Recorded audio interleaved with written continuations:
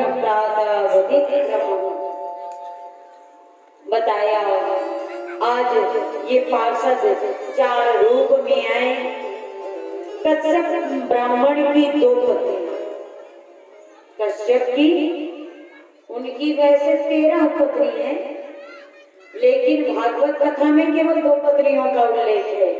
बाकी जो 13 पत्नियों में से 12 पत्नियों का नाम है स्कंद पुराण में आता है। तो 2 पत्नियां, एक पत्नी का नाम है भेद बुद्धि, एक पत्नी का नाम है अभेद बुद्धि। एक है दीति और एक है अदिति। दीति है राक्षसों की माता, अदिति है देवताओं की माता। दीति का अर्थ है भेद, अदिति का अर्थ है अभेद। दीति का अर्थ है जो सदैव दुराचारी की ओर तत्पर हो, वो दीति। और अदिति जो नीति के अनुकूल चले, वो अदिति। एक समय की बात है, सायंकालीन की बेला के समय देवी दीति गर्भ धारण करने की जिद करती है। अब स्त्री हठ आप सभी जानते हैं। देवता कश्यप जी महाराज ने बड़ा समझाया, चत्वारिमानि कर्माणि संध्यायां परिवरे जये, आहारम मैथुनम निद्रा स्वाध्याय परिवर्जितम। ये चतुर्थ काम, 4 कार्य जो है पूर्ण रूप से वर्जित है। किस समय? दिया बत्ती जलाने के समय। कई लोग करते क्या है, सुंदर दीपक जला लेंगे, उसके बाद पढ़ने बैठते हैं। अब शाम हो गया, चलो पढ़ते हैं। तो शाम के समय ये 4 कार्य करना निषेध है। आहारम, भोजन, भोग, भजन निषेध है। शाम के समय भोजन मत करो, सायंकाल के समय पत्नी संग मत करो, सायंकाल के समय पढ़ाई मत करो और सोना मनाना चाहिए।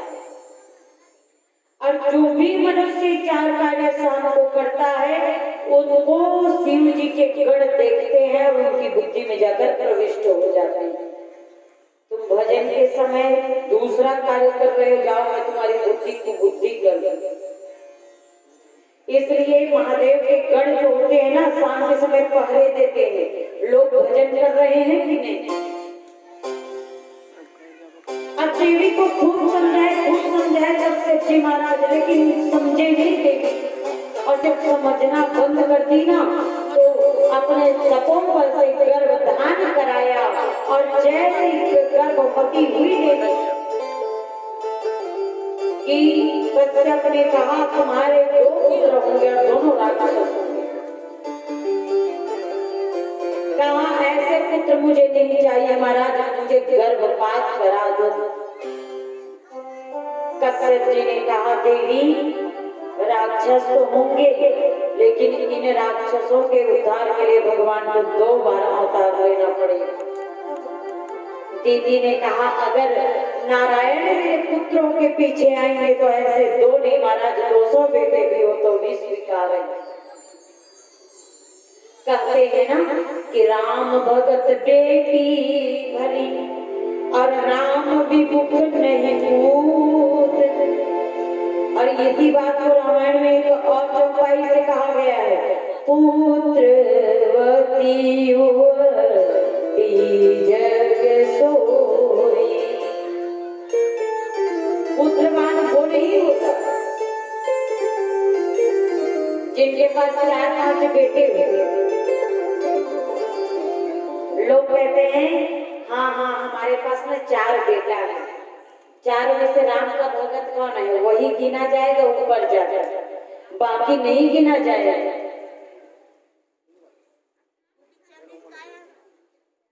आज राम भगत बेटी भली राम विमुख नहीं पूत। बताया कि देवी इनके उद्धार के लिए साक्षात देव आएंगे। देवी ने स्वीकार किया है, 9 महीने गर्भ में रखा और जैसे ही जन्म हुए दोनों बालक अनंत अनंत बढ़ने लगे हैं। और जैसे ही बढ़ा कि अत्याचार करना प्रारंभ कर दिया। और जब अत्याचार करने प्रारंभ कर दिए तो अत्याचार को देख करके भगवान अब विचार करने लगे कि मैं कैसे जन्म लूं, कैसे जन्म लूं। मेरे प्राकृतिक के कुछ कारण अब इतना अत्याचार बढ़ गया कि हिरण्याक्ष को मृत्य लोक से उठाया और मृत्य लोक से उठा करके पृथ्वी लोक को रसातल में ले जाकर के डुबा दिया। और जैसे ही रसातल में ले जाकर के डुबोया, अब ब्रह्मा जी इधर उधर तिल मिला उठे और जैसे ही ब्रह्मा जी ने आँख कहकर छींक मारी कि उनके नाक से नासकनी से एक सूकर उत्पन्न हुआ, सूक्ष्म रूप में निकला, लेकिन वो दिव्य रूप में परिणित हुआ और वही वराह भगवान के नाम से जाना गया। बोलिए वराह भगवान की।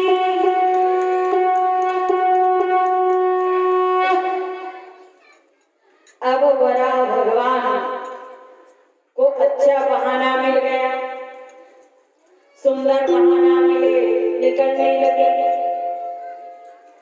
अब जैसे ही रसातल में डुबोया पृथ्वी को कि ये जो हिरण्याक्ष है देवताओं को सताने लगा।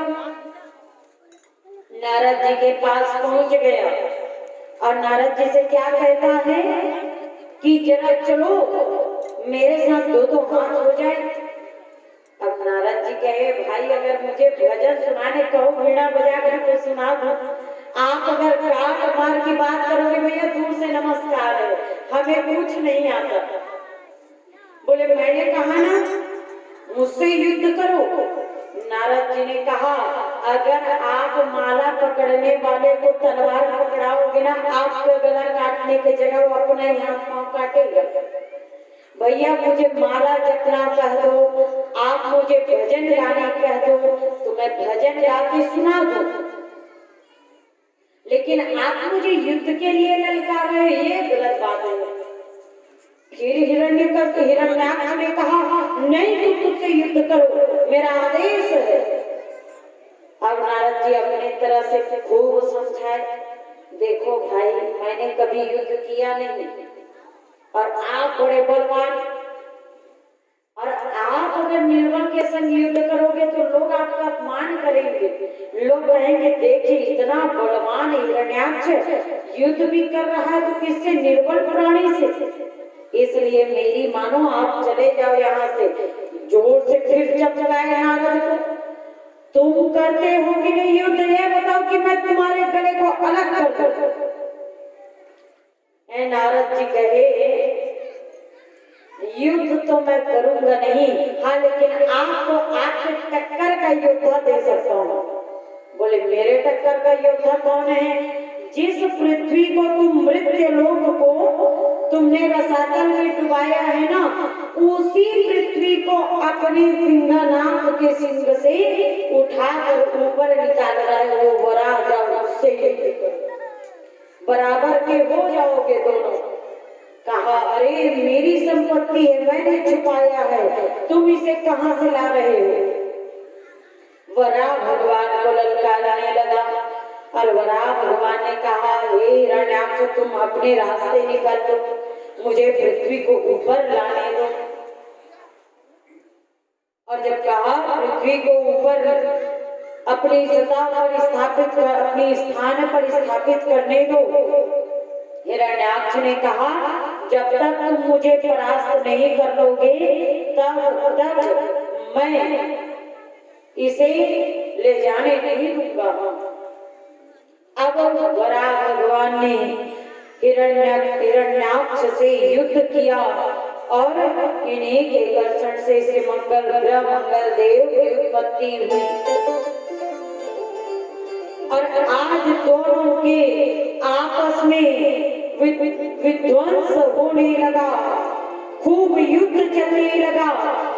श्री वराह भगवान ने अपने नाक की जो सींग निकली होती है ना, उससे उठाया और उठा करके जैसे ही पटका है कि हिरण्याक्ष का उद्धार हो गया। बोले वराह भगवान की। और अब क्या हुआ, वराह भगवान के ऐसे पृथ्वी के लिए युद्ध किए तो वराह भगवान के सामने माता पृथ्वी को आ गया अभिमान। हिरण्याक्ष मारा गया। हिरण्याक्ष लोभ का अवतार था और हिरण्यकश्यप बच गया है। हिरण्यकश्यप अभिमान का अवतार है और लोभ जहां मरा अभिमान प्रगटा। पृथ्वी को अभिमान हो गया। क्या अभिमान? कि मेरे बिना ना ये नारायण का भी काम नहीं चलता।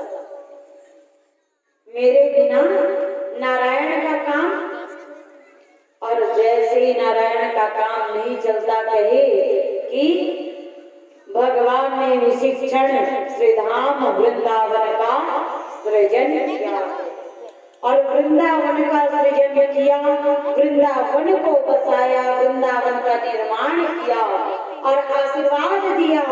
दुनिया में चाहे कितना भी प्रलय हो जाए, श्रीधाम वृंदावन और श्री काशी का कभी विनाश नहीं होता।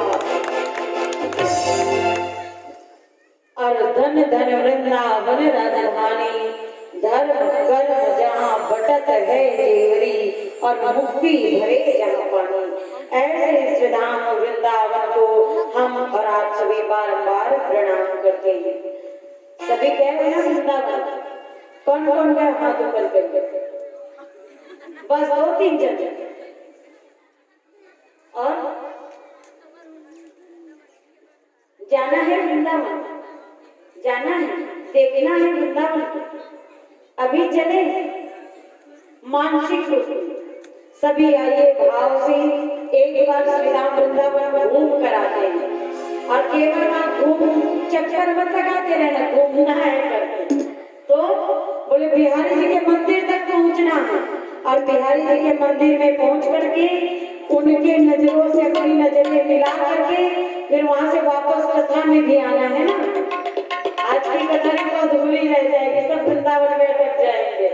आइए सभी भाव से चलते थे धाम वृंदावन। बोलिए वृंदावन बिहारी लाल की। वृंदावन के वृक्ष को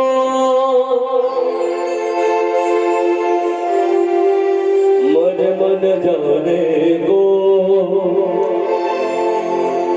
डाल डाल फल फूल में श्री राधे राधे हो।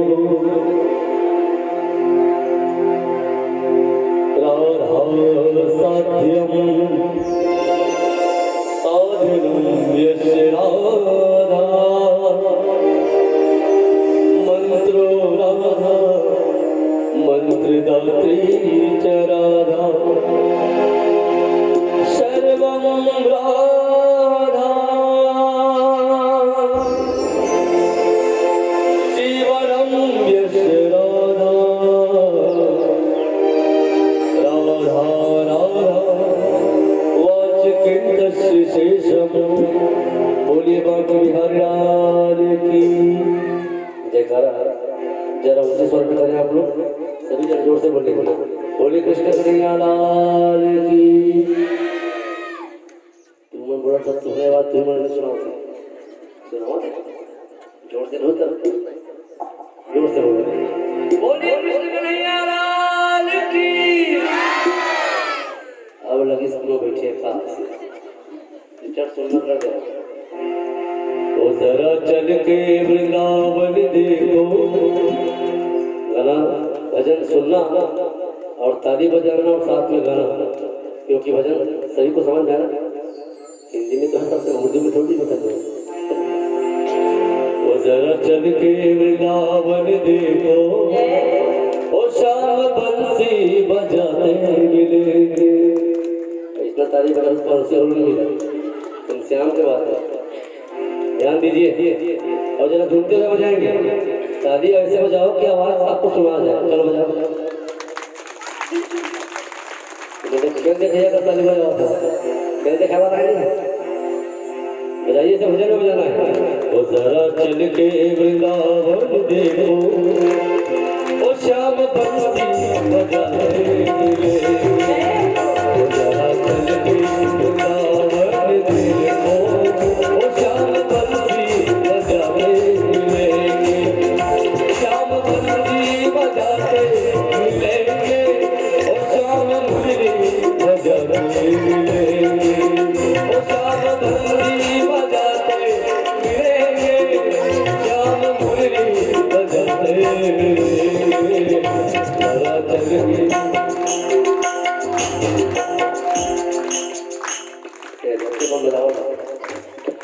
जरा झूमते हुए बजाने देखिए। जरा चल के वृंदावन देखो, जरा चल के वृंदावन देखो, ओ श्याम बंसी बजाते मिलेंगे। ओ जरा चल के वृंदावन देखो, ओ श्याम बंसी बजाते मिलेंगे।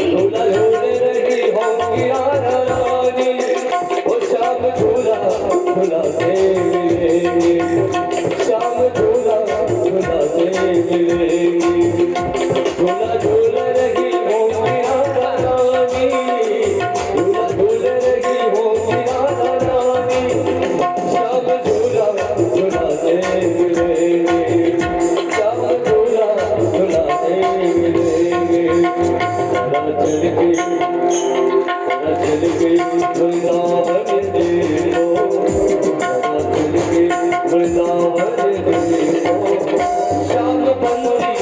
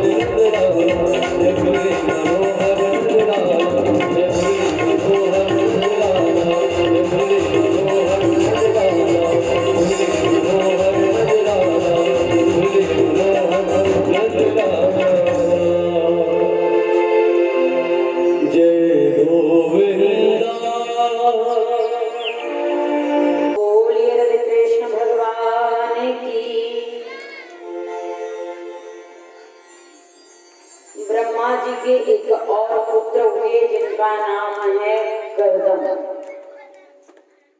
ब्रह्मा जी ने कहा बेटा शादी कर लो। गर्दन ने कहा अच्छा 5 भाई मेरे सनत कुमार हुए, उनसे तो आपने कभी नहीं कहा कि शादी कर लो। 4 भाई मेरे सनत कुमार, 1 भाई मेरे नारद, उनसे कभी नहीं कहा कि शादी कर लो। 5 से आपने नहीं कहा, लेकिन आप कह रहे कि मैं एक गृहस्थी के जंजाल में फंस जाऊं। एक गृहस्थी है क्या?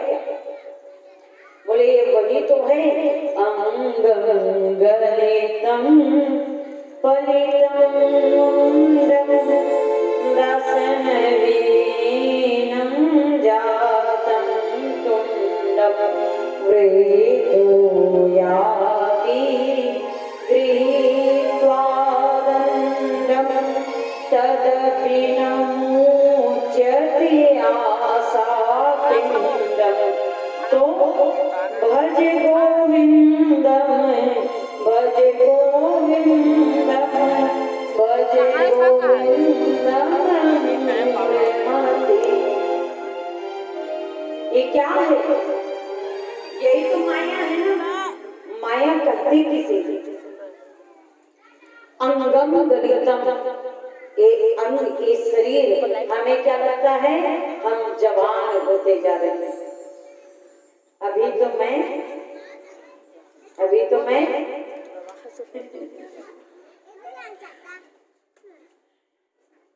सब जानते हैं।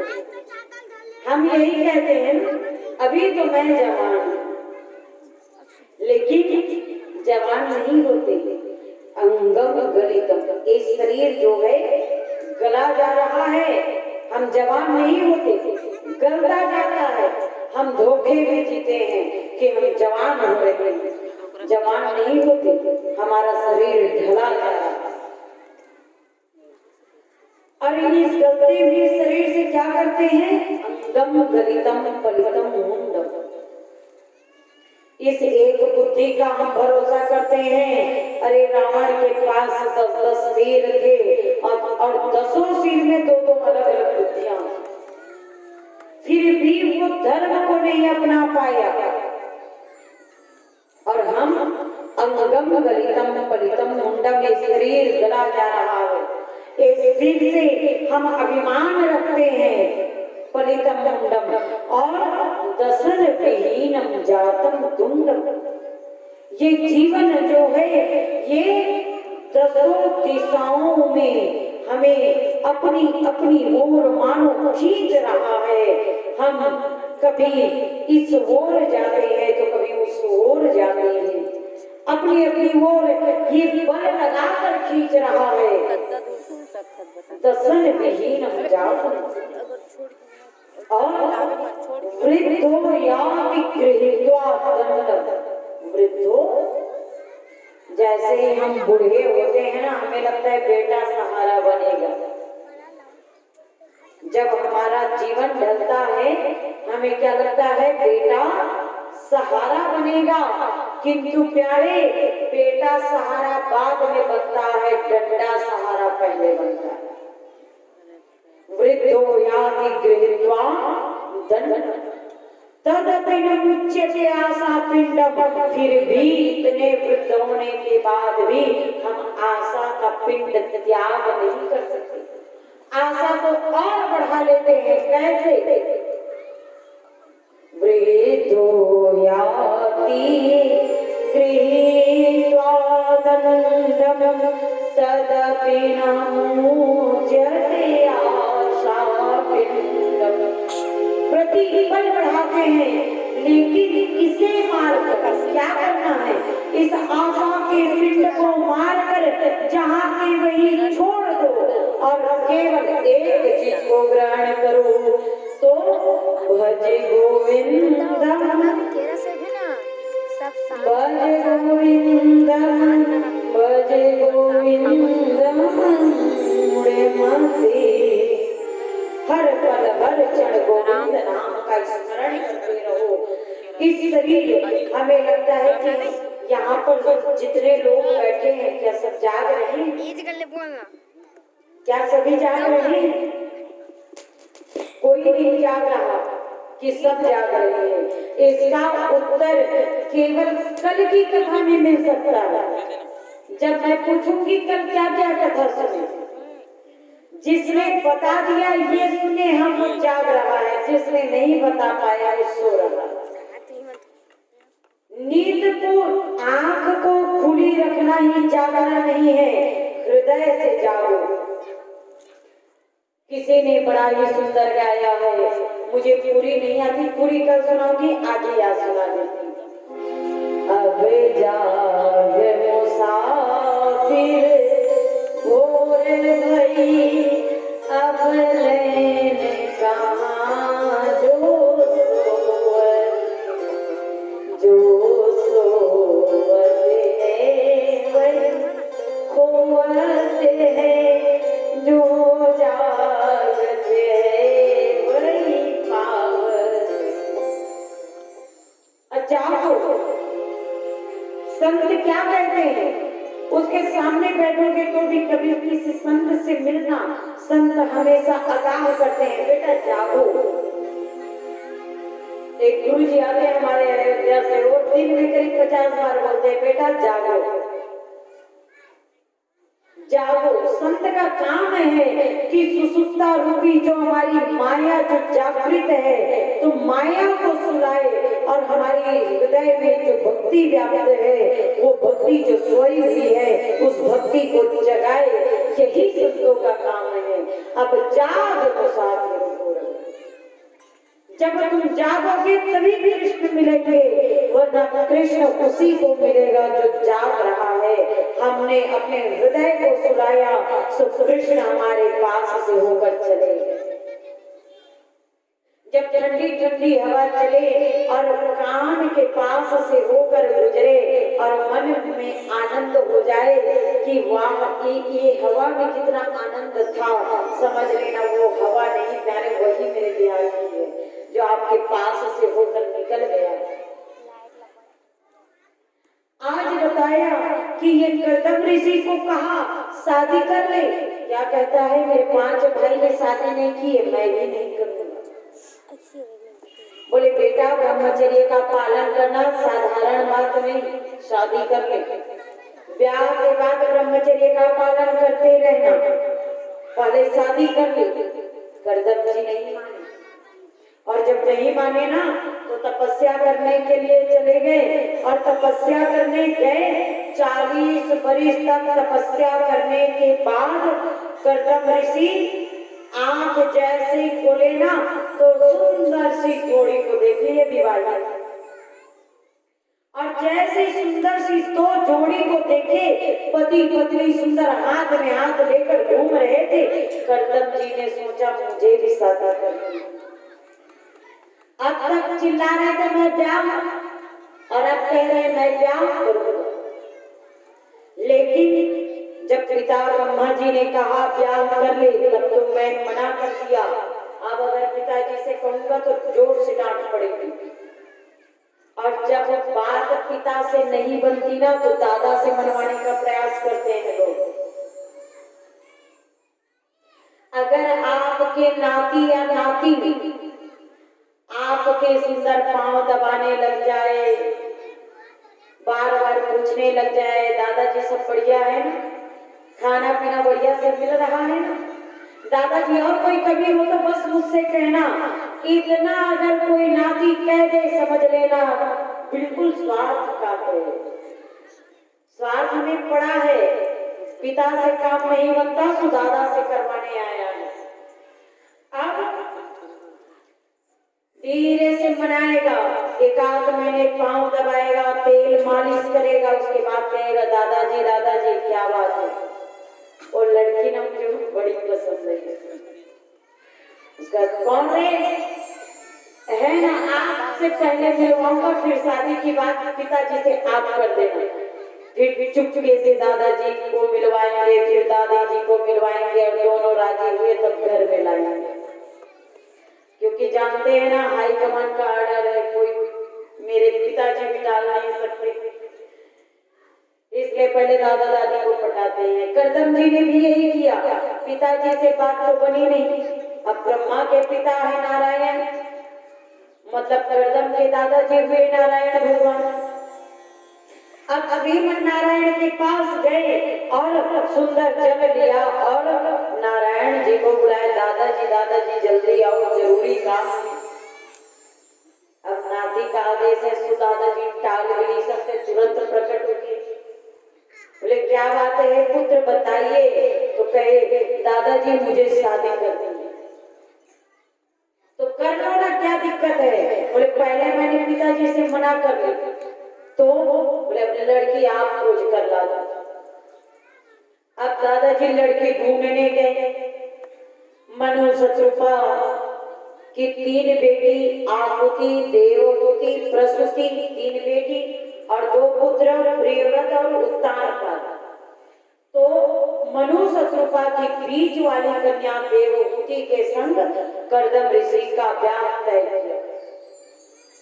जब तक ब्याह तय करके शादी की बात करके भगवान लौटे कि इधर करदम ऋषि पुनः समाधि में हो गए। उसे जगाया, बोले करदम जागो।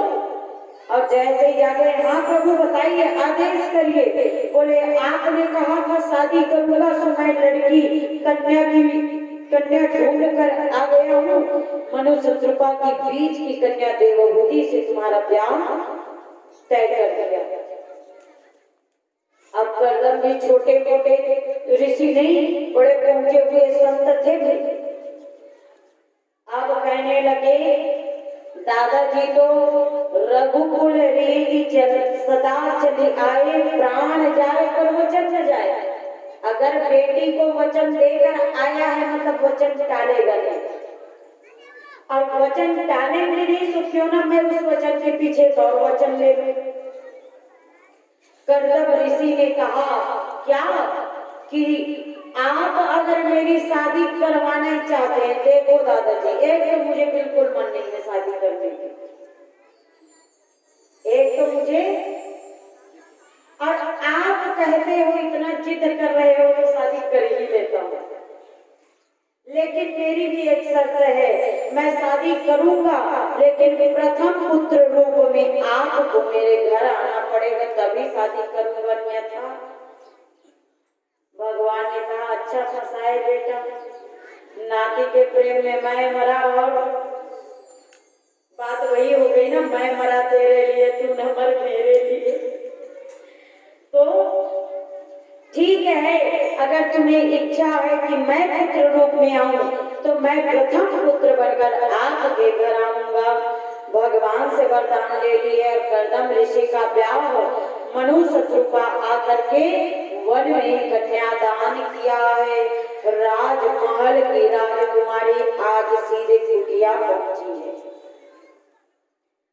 जैसी कुटिया पहुंची, एक संदेह है राजकुमारी के मन में, कितनी सारे दास दासियों के मध्य में रहने की आदत है, बड़े बड़े महल में रहने की आदत है, इस छोटी सी कुटिया में क्या मैं अपना जीवन बिता पाऊंगी? क्या मैं पातिव्रत धर्म का पालन कर पाऊंगी? क्योंकि दुनिया में पुरुषों को वैकुंठ जाने के लिए एक नहीं 1000 प्रकार के धर्म करने पड़ते हैं, लेकिन एक स्त्री को, एक माता को, एक पत्नी को वैकुंठ जाने के लिए कोई काम नहीं करना पड़ता। केवल एक ही कार्य है, एक ही धर्म एक व्रत नेमा, काय वचन मन पति पद प्रेमा। एक ही धर्म उसे वैकुंठ पहुंचा देता है। तो देवी ने सोचा क्या मैं अपने धर्म का पालन कर पाऊंगी? पति ने कहा देखो देवी, शादी ब्याह के चक्कर में ना 2-4 महीने से मैंने भजन नहीं किए, तो मैं भजन करके आता हूँ, तुम कुटिया में अपने लिए जगह बना लेना। देवी सोचने लगी मतलब इतना छोटा सा कुटिया है, इसके अंदर मुझे और छोटा सा जगह का निर्णय करना है। कितना बड़ा, तो बताया 1 हाथ का लंबा और 1 हाथ का चौड़ा। बस जितना एक आसन होता है ना, एक चटाई, बस एक आसन के बराबर आपको जगह का निर्माण करना है। उस जगह पर आप रहोगे और एक कोने में जो 1 हाथ का लंबा चौड़ा जगह है वो मेरी जगह है। बोले बाकी, बोले अंदर जाकर सबसे मिल लीजिए, सबसे तुम्हें पता चल जाएगा। अब कर्दम ऋषि गए तपस्या में और इधर आ गए कौन? श्री कर्दम जी महाराज की धर्मपत्नी देवहूति। देवहूति जैसे ही प्रवेश पाई कि प्रवेश पाकर के देवहूति देखने लगी कि जमीन में एक बिल में एक चूहा, एक सर्प, एक मेढक, अनेक प्रकार के जीव जंतु एक साथ बैठे हुए थे। ऊपर कई प्रकार के पक्षी आदि घोंसले बनाकर बैठे हुए थे। एक छोटी सी खिड़की है जिसे खोल कर देखा तो गाय, हिरण और बाघ, सिंह सब एक साथ एक जगह पर जल पी रहे थे। देवहूति बड़ी प्रसन्न हुई और जब प्रसन्न हुई देवहूति तो ऐसे प्रसन्नता को देख कर देवहूति अब रात भर जाग गई। पति आ गए तो चरण सेवा करके सो, आए ही नहीं। और देवहूति आज खोजने गई। 40 वर्ष तक देवहूति ने समाधिस्थ पति की सेवा करी और 40 वर्ष बाद जब कर्दम ऋषि जागे तो कर्दम ऋषि को जागा हुआ जानकर देवहूति ने उनको जल आदि के लिए पूछा। अब देवहूति सब कर ली। आखिर में कर्दम जी ने पूछा, देवी तुम हो कौन? देवहूति ने कहा, महाराज आज से 40 वर्ष पहले आपका ब्याह हुआ था, याद है? बोले हाँ हाँ कुछ याद है, मैं वही आपकी धर्मपत्नी देवहूति हूँ। और देवहूति हूँ कहे ना तो कर्दम ऋषि उसे सुंदर स्वीकार किए। एक सरोवर में स्नान किया है और सुंदर बिंदु नामक सरोवर में स्नान किया। और बिंदु नामक सरोवर में जैसे स्नान किया, माता देवहूति 16 वर्ष की और कर्दम जी महाराज 21 वर्ष के हो गए। तपोबल से एक महल का निर्माण किया, अनेक दासियों का निर्माण किया और माता देवहूति के संग्रह का आरंभ किया। जैसे ही गृहस्थ प्रारंभ किया, वरदान लिया था क्या? पहले पुत्र आप बनोगे। पुत्र आना तो दूर प्यारे, धीरे धीरे धीरे धीरे 9 कन्याओं का आना आरंभ हो गया। और इन 9 बेटियों में कलावती नामक कन्या मरीचि के संग ब्याही, अनुसुईया नामक कन्या अत्रि के संग ब्याही, अरुंधति नामक कन्या वशिष्ठ को ब्याही, शांति नामक कन्या अथर्वा को ब्याही, श्रद्धा नामक कन्या अंगिरा ऋषि को ब्याही, हवेरू नामक कन्या पुलस्त ऋषि को ब्याही। ऐसे 9 कन्याओं को 9 दिव्य संतों के संग ब्याह करके दे दी। अब कर्दम ऋषि ने पुनः प्रयास आरंभ किया, तब जाकर के 10वें संतान के रूप में, प्रथम पुत्र के रूप में श्री कपिल देव भगवान का प्रागट्य हुआ है। बोलिए कपिल देव भगवान की।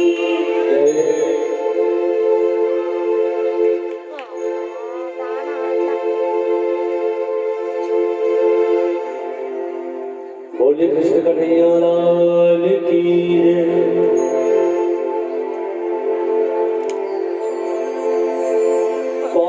श्वास में नाम लो, वृथा सांस मत खोए, ना जाने इस सांस की और पावन हो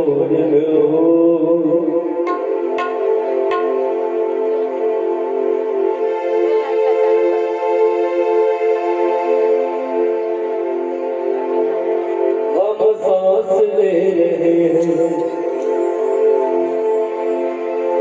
इस जान के बदौलत, हम सांस ले रहे हैं।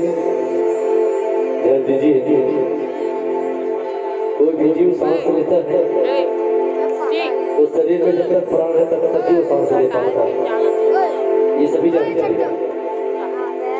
लेकिन हम सांस किसके बदौलत पता चल गया कि हम जान है इसलिए सांस ले रहे हैं, लेकिन सांस किसके लिए ले रहे हैं जरा सुनिए। हम सांस ले रहे हैं इस जान के बदौलत, लेकिन और जान जिस्म में है, और जान जिस्म में है श्री श्याम के बदौलत। शरीर में जान जब तक है जब तक हमारे श्याम जी चाहते हैं तब तक, और नहीं चाहेंगे उस दिन कुछ नहीं होगा, ऐसे देखने रहेंगे। सुनिए जरा, हम सांस ले रहे हैं इस जान के बदौलत, हम सांस ले रहे हैं इस जान के बदौलत, और जान जिस्म में है, और जान जिस्म में है श्री राम के बदौलत, और जान जिस्म में है श्री राम के बदौलत, हम सांस ले रहे हैं।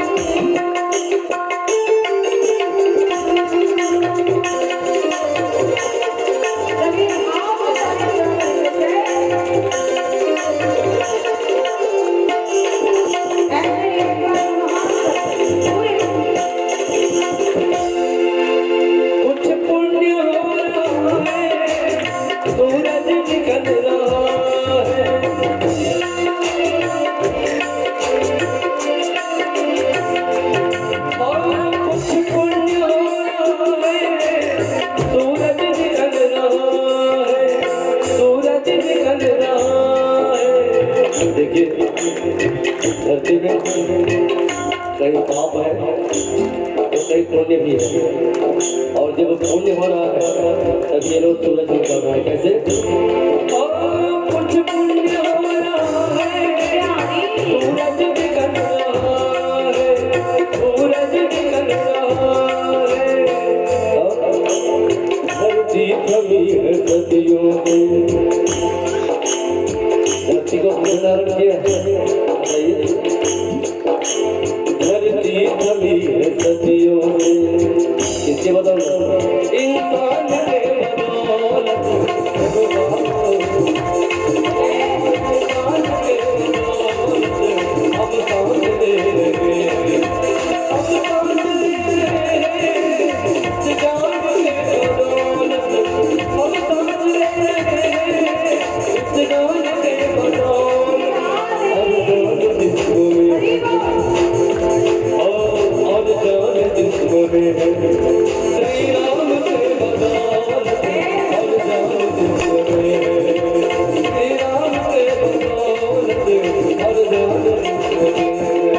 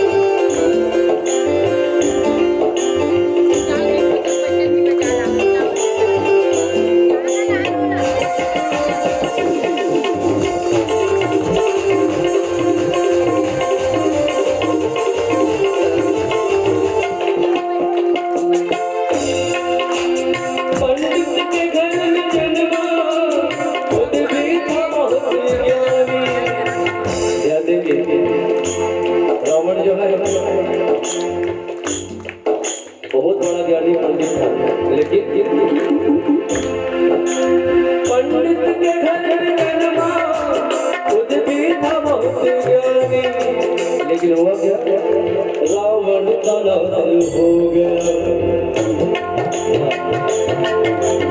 रावण का नाश हो गया, अभिमान के बदौलत रावण का नाश हो गया, अभिमान के बदौलत हम सांस ले रहे हैं, इस जान के बदौलत हम सांस ले रहे हैं।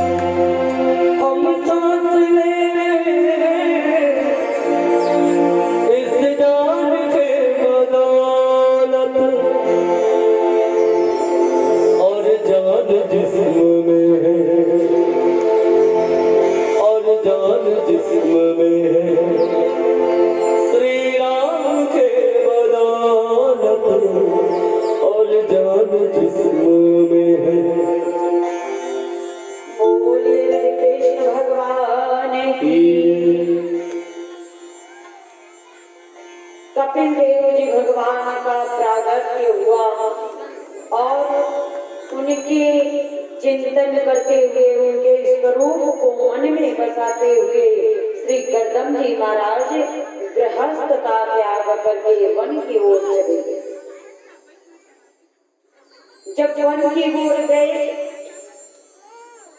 तो जब कपिल देव जी भगवान 3 वर्ष के 4 वर्ष के हुए, माता को पता चला साधारण पुत्र ने साक्षात नारायण जी मेरे पुत्र रूप में आए। सो देवभूति ने सुंदर आसन लगाया और स्वयं श्रोता बनकर बैठ गई नीचे और श्री कपिल देव भगवान 4 वर्ष के बालक को व्यास आसन पर आसीन कर दिया।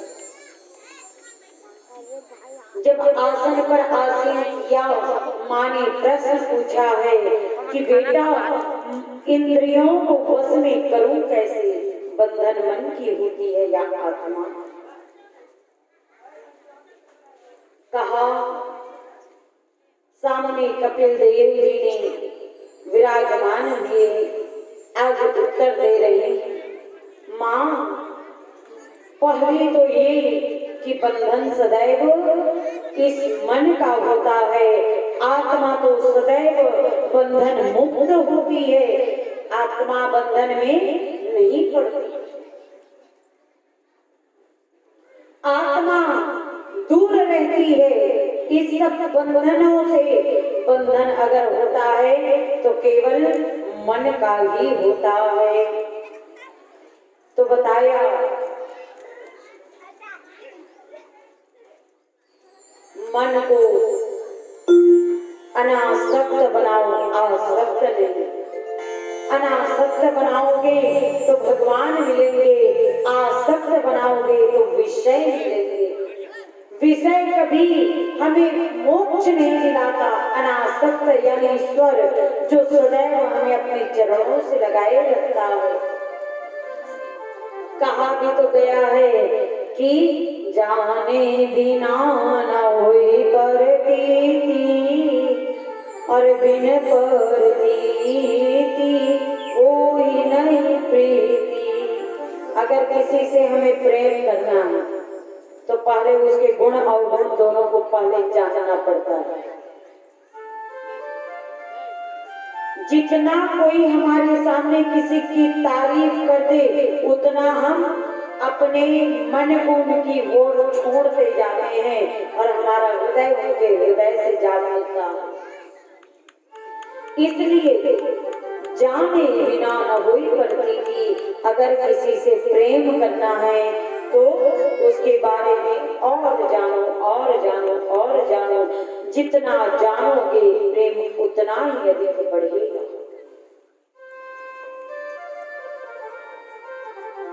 फिर बताया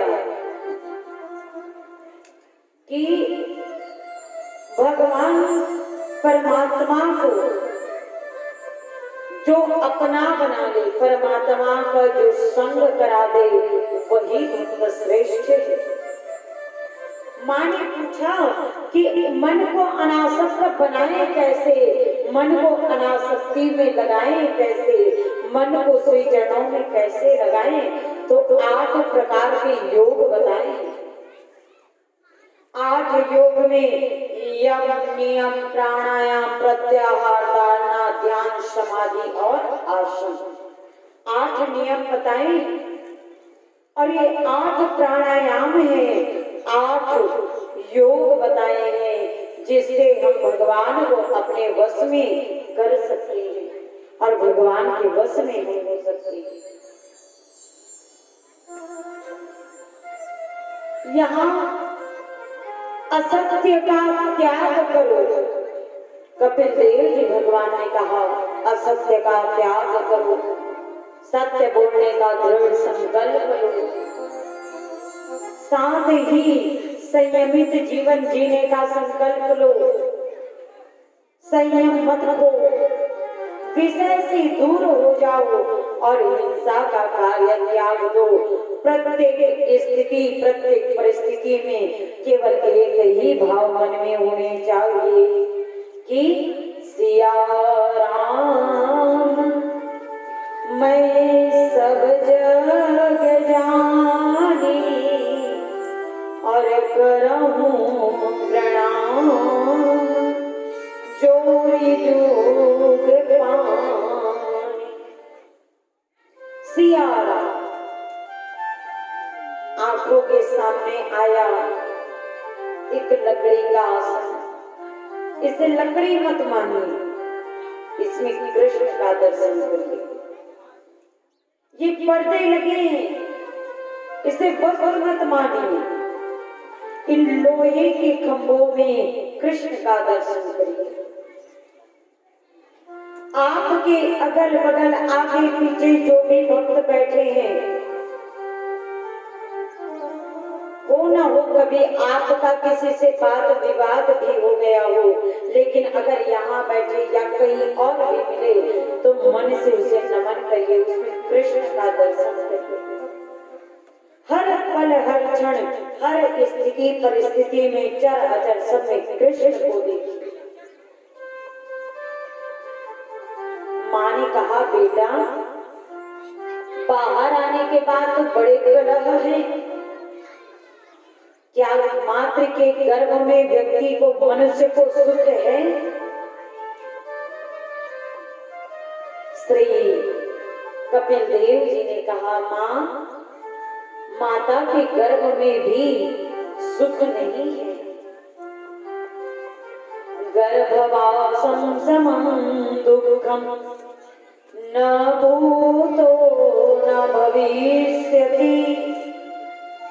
गर्भ में तो माँ इतना दुख है, जब बालक 5 महीने में प्रवेश करता है ना तो माता को मीठा आहार लेना चाहिए।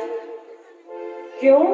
क्योंकि जब वो नमक, हल्दी, मिर्च, मसाले आदि वाला वस्तुएं खाती है ना तो ये ऊपर की जो परत है ये नहीं होता बालकों का, 5 महीने में जब हम कहीं गिर जाते हैं या कहीं कट जाता है तो एक लाल रंग का परत दिखता है ना, वो लाल रंग का परत होता है। और जब माताएं हल्दी नमक मिर्च मसाले आदि इसका सेवन करती है तो वो शरीर में जाकर के चुभता है और उस बालक को बड़ी पीड़ा होती है, बहुत पीड़ा होती है। और तो और माँ छोटे छोटे छोटे छोटे कीड़े होते हैं इस शरीर के अंदर, जैसे ही मुलायम मुलायम मांस को देखते हैं समस्त कीड़े दौड़ पड़ते हैं और मानो नोच नोच कर उस बालक के शरीर को खाते रहते हैं। और उस पीड़ा से वह बालक चिल्लाकर हिलता है और जब वो हिलता है ना तो माताएं कहती है मेरा पुत्र या मेरी बेटी मेरे गर्भ में खेल रहा है, खेलता नहीं, वो तड़पता है उस पीड़ा से। जब वो कीड़े आदि या किसी मिर्च मसाले आदि उसे चुभते हैं तो हिल जाता है और प्रार्थना करता है हे गोविंद एक बार तो मुझे इस गर्भ रूपी नरक से निकाल दे, दोबारा मैं आपके ही भजन करूंगा, मैं कोई ऐसा पाप नहीं करूंगा कि दोबारा मुझे इस गर्भ में जन्म लेकर आना पड़े। बार बार प्रार्थना करता है और समय आता है वह बालक का जन्म होता है, फिर वो माया में फंस जाता है और माया भी उसे काटने ही दौड़ती है। फिर बताया कि गर्भ में तकलीफ और बाहर आकर के भी उसे उतना ही तकलीफ होता है, इसलिए तो पुत्र कहते हैं ना कि दीन गए धनवान सुखी और धनवान गए सुख राजा को भाई, राजा गए महाराज सुखी, महाराज गए सुख इंद्र को भाई और इंद्र गए चतुरानन को और ब्रह्म गए सुख विष्णु को भाई। अगर विष्णु सुखी है तो फिर वो क्यों कहते हैं कि अहम भक्त पराधीन, भक्त मेरी स्मरण करता है तभी जाकर के मैं प्रसन्न होता हूँ, ये नारायण कहते हैं। तो बोले नारायण भी सुखी नहीं।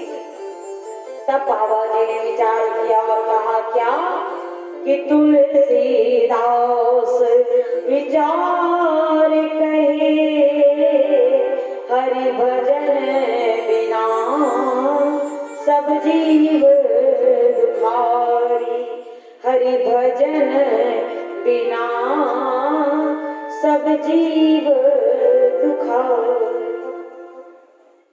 सब दुखी है दुनिया में सिवाय किसके, बोले हरि भजन के।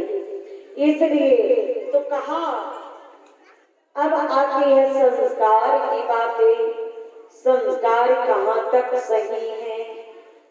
क्या लोग कहते हैं गर्भ के अंदर से कोई सीख कर नहीं आता, लेकिन चौपाई क्या कहती है?